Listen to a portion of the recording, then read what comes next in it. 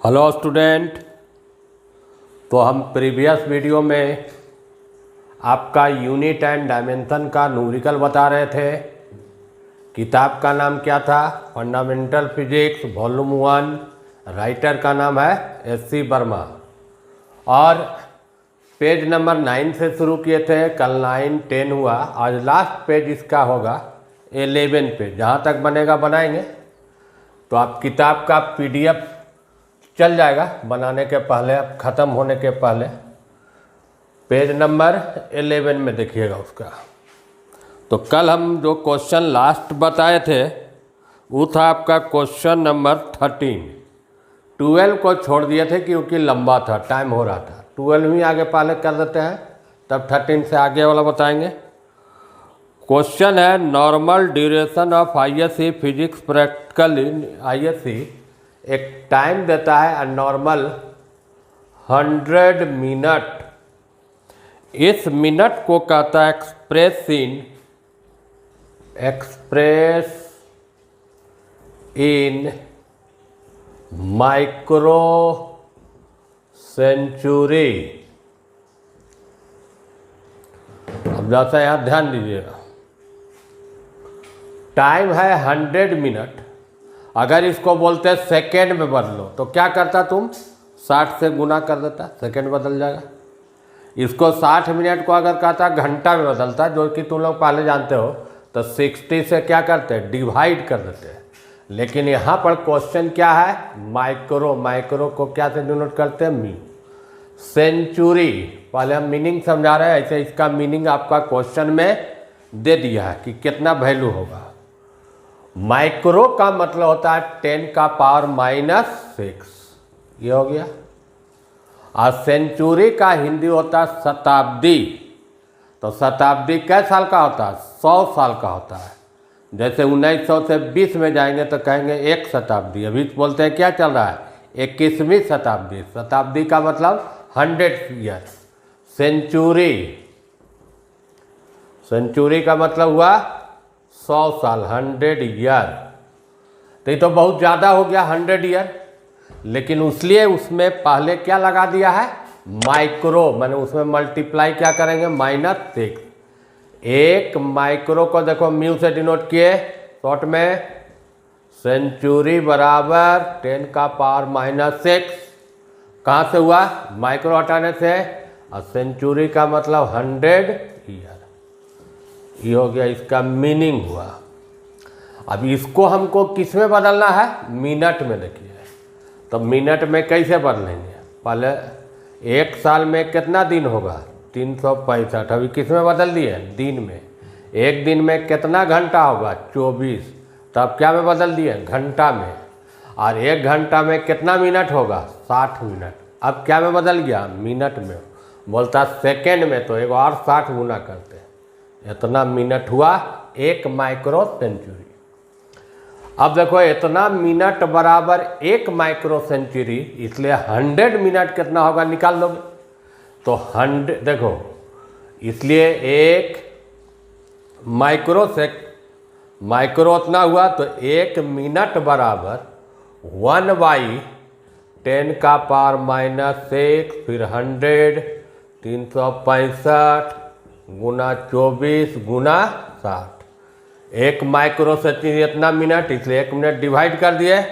आपको अब डायरेक्ट कितना मिनट का रहा था क्वेश्चन में? 100। तो यहाँ पर क्या गुना कर देना?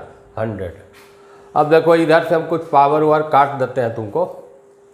ये देखिए -6 है, यहाँ पर +2 है, और एगो ये ले लो +3, तो -3 बच गया। ये मिला करके -3 ऊपर करोगे तो +3, मैंने 100 गुना 100 कर लेना।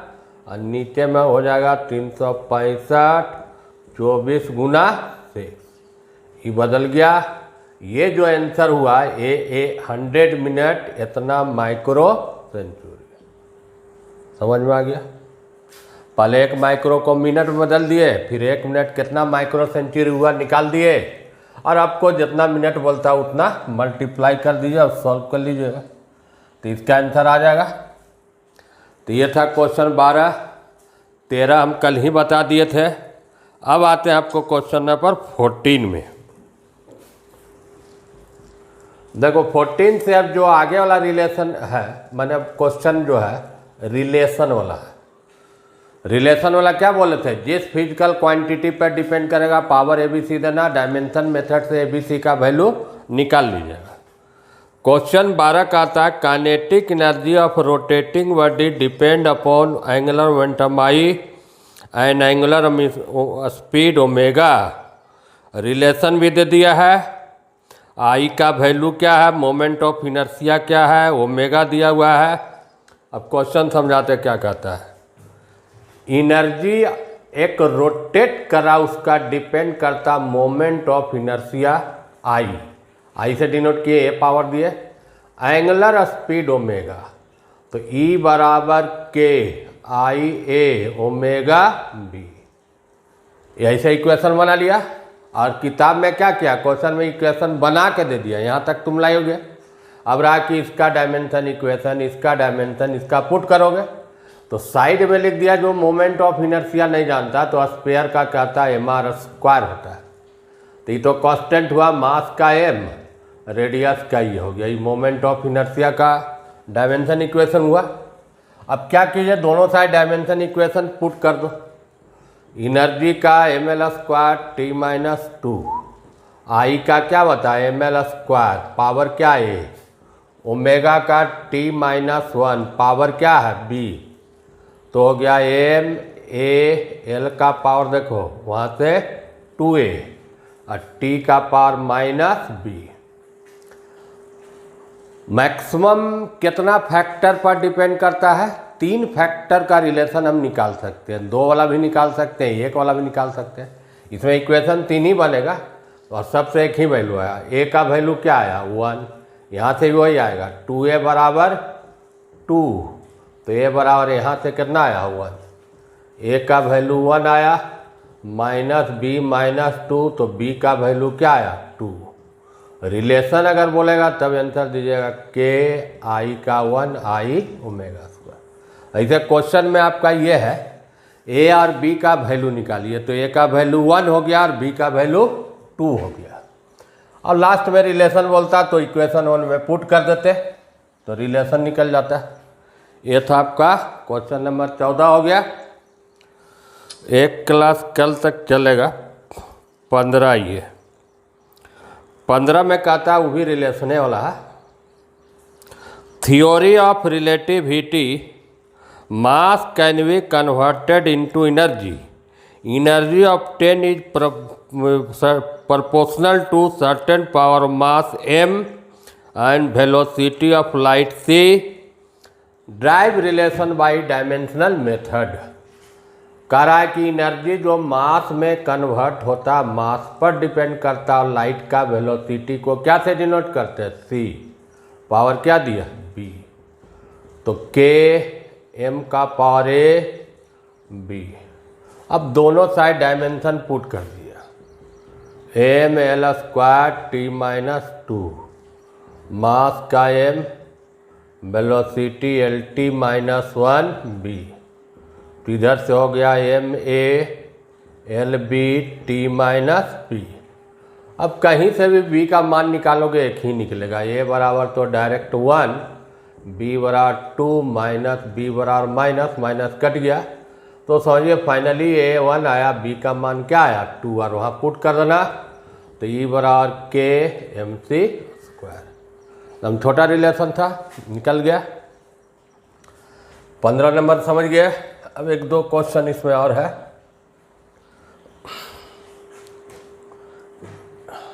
पंद्रह हो गया, 16 में आइए। 16 कहता है, जैसा हम क्वेश्चन लंबा है समझा देते हैं, आई कहता है इलेक्ट्रिक करंट है, लिख दो। उसके बाद भी है, आर है, रेजिस्टेंस है,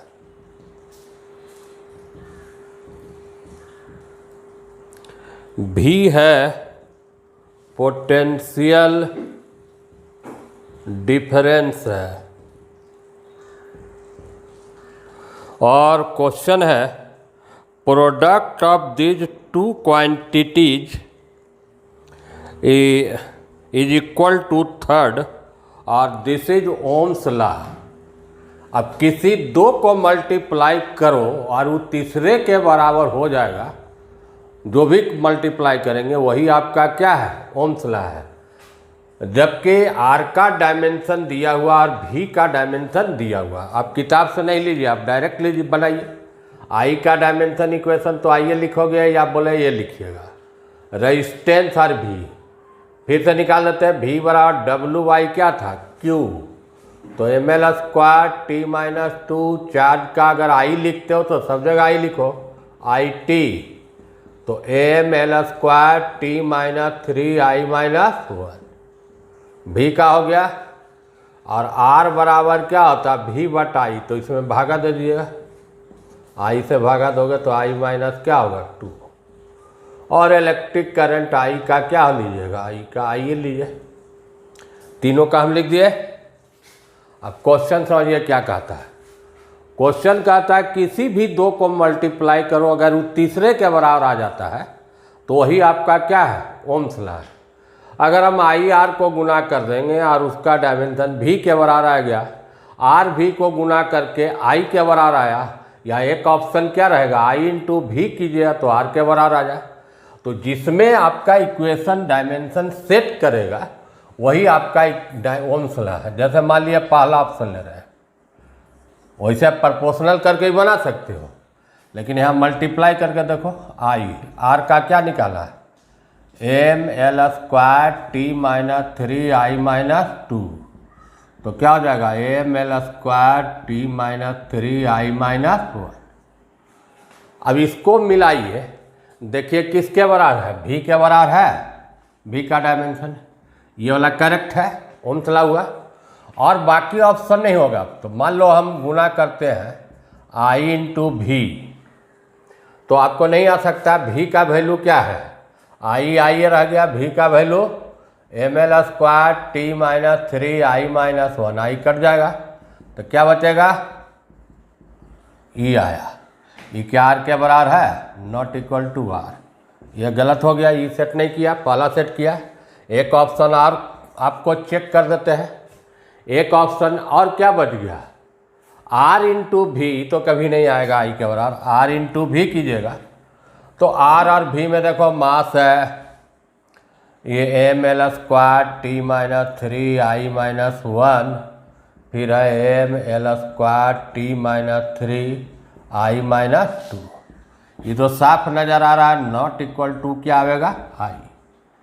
तीनों ऑप्शन दिखा दिए, कौन ऑप्शन सही आया, आई इंटू भी इक्वल टू आर, आई और आर को मल्टीप्लाई कर दिए, मैंने दोनों का डायमेंशन पुट कर दिया, आई का और आर का, तो फाइनली डायमेंशन किसका मिल गया, भी का।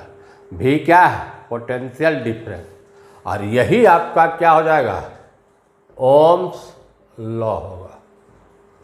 तो ये तो आपका इसे था, डायमेंशन इक्वेशन मल्टीप्लाई करके निकाल दिए।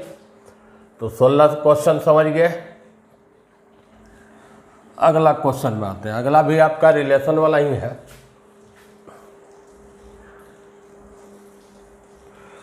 सोलह 17 नंबर देखते हैं क्या कहता है question.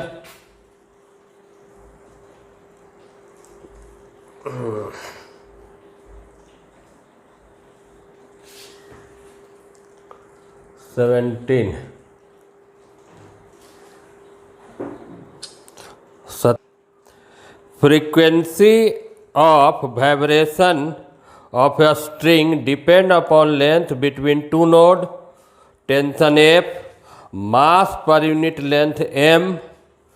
Get the expression its frequency by dimensional method.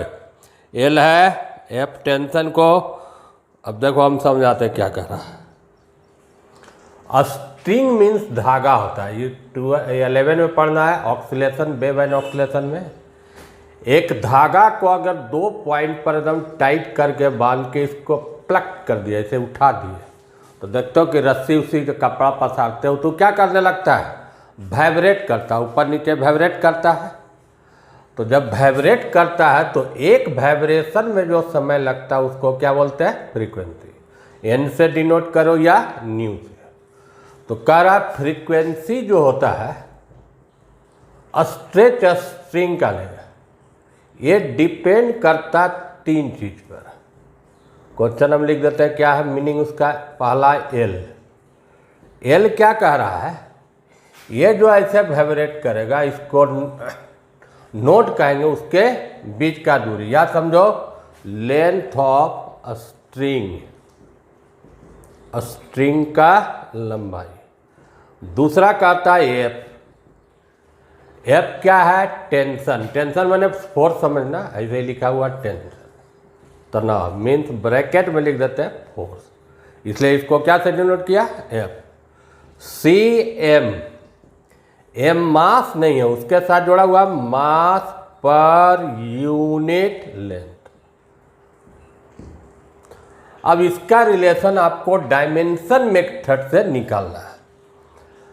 आपका फ्रीक्वेंसी का जान रहे हो, लेंथ का जानिए रहे हो, फोर्स का जान रहे हो, लेकिन ध्यान देना इस पर जैसा, यहाँ पर जा ध्यान दीजिए, केवल मास नहीं लिखा हुआ, मास पर यूनिट लेंथ। अगर मास रहता तो मास का डायमेंशन इक्वेशन क्या लेते हैं हम, एम लेते। धागा का लंबाई एल है और मान लो उसका टोटल मास एम है, तो एक लंबाई का मास कितना हो जाएगा, एम बाई एल। यही चीज तुम्हारा क्या डिनोट किया है, स्मॉल एम। देखो तो लेंथ का तुम जान रहे हो, फोर्स का जान रहे हो, मास पर यूनिट का डायमेंशन क्या लीजिएगा, एम एल माइनस 1। अब फ्रीक्वेंसी का क्या होता है, टाइम पीरियड का उल्टा, तो टी माइनस 1। सबका हम डायमेंशन लिख दिए। अब आइए इसका रिलेशन हम निकाल देते हैं। क्वेश्चन जहाँ भी रिलेशन वाला पूछेगा तो पावर दीजिए, दोनों साइड डायमेंशन बैठाइए, ए बी सी का वैल्यू निकाल लीजिएगा। पहला देखिए, एन डिपेंड किया लेंथ पर, पावर क्या दे दिए ए, एफ पर पावर क्या दे दिए बी, मास पर यूनिट लेंथ पर पावर क्या दे दिए सी। तो एन बराबर कोई कांस्टेंट के दिए, L A F B M C. अब दोनों साइड डायमेंशन पुट कर दीजिएगा, टी माइनस 1, के का कुछ नहीं होगा, लेंथ का एल, फोर्स का M L T minus 2 B, और इसका M L minus 1 power C. इधर एम नहीं है तो M zero L zero T minus 1। इधर आइए, एम का पावर सॉल्व कीजिए, यहाँ से पावर क्या आ जाएगा बी, इससे पावर क्या आएगा सी, और मल्टीप्लाई में पावर ऐड होता है तो बी प्लस क्या हो गया सी। एल को ध्यान दीजिएगा, यहाँ से एल का पावर ए प्लस यहाँ से क्या आया बी, इधर से क्या हुआ माइनस सी। अब टी पर ध्यान दीजिए, टी एक ही जगह है, -2 का पावर क्या है बी है, तो टी का पावर क्या हो जाएगा -2b। अब दोनों साइड का पावर को इक्वेट करो, इक्वेट करके क्या इक्वेशन आता है देखिए, B plus C equal to कितना 0, A plus B minus C बराबर 0, -2b बराबर -1। यह सही होना चाहिए आपका स्टेप। जहाँ एक में भी गलती लिख दोगे तो आंसर आपका नहीं आएगा। सबसे पहले इसका मान ही माइनस माइनस काट दीजिए, b बराबर क्या आया, b का मान यहाँ पुट कर दो तो c निकल जाएगा, half plus C equal to 0, तो c इक्वल टू क्या आया -half, b half c minus half. अब रह गया किसका मान निकालना, a का, a b हाफ, अब माइनस माइनस क्या हुआ प्लस हाफ, बराबर कितना हुआ 0, तो a प्लस 1 बराबर 0, इसलिए a इक्वल टू -1। फाइनली क्या निकाले देखो, हम लोग एक साइड लिखते हैं, a -1, b का वैल्यू क्या आया आपका है हाफ, और c का वैल्यू क्या आया -हाफ। अंतिम में क्या करना रहता है, इक्वेशन 1 जो देख रहे हो इसमें पुट कर दो, तो n बराबर k, l का पावर -1, f का पावर हाफ, m का पावर -हाफ। अब इसको सॉल्व करके जैसा ढंग से आंसर दीजिएगा हाफ आवे तो कोशिश कीजिए आप रूट में लिखना। इसको तो पहले एल को नीचे कर लो, एफ का हाफ, एम का भी प्लस हाफ, दोनों पर अगर हाफ चढ़ा दिए तो इसका मतलब दोनों का रूट हो गया, under root F upon M. यही फ्रीक्वेंसी का एक पॉसिबल रिलेशन निकाले। पॉसिबल इसलिए बोल रहे हैं कि इसमें जो कांस्टेंट देते हैं के का वैल्यू नहीं निकल पाता है।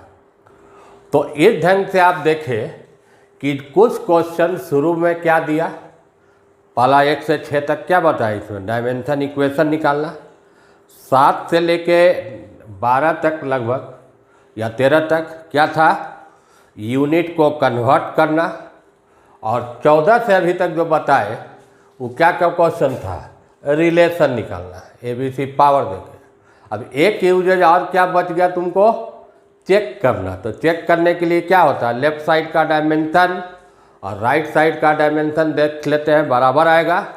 तो अभी भी हमको 2 या 3 क्वेश्चन बचा हुआ है, नेक्स्ट वीडियो में कंप्लीट कर देंगे। Thank you.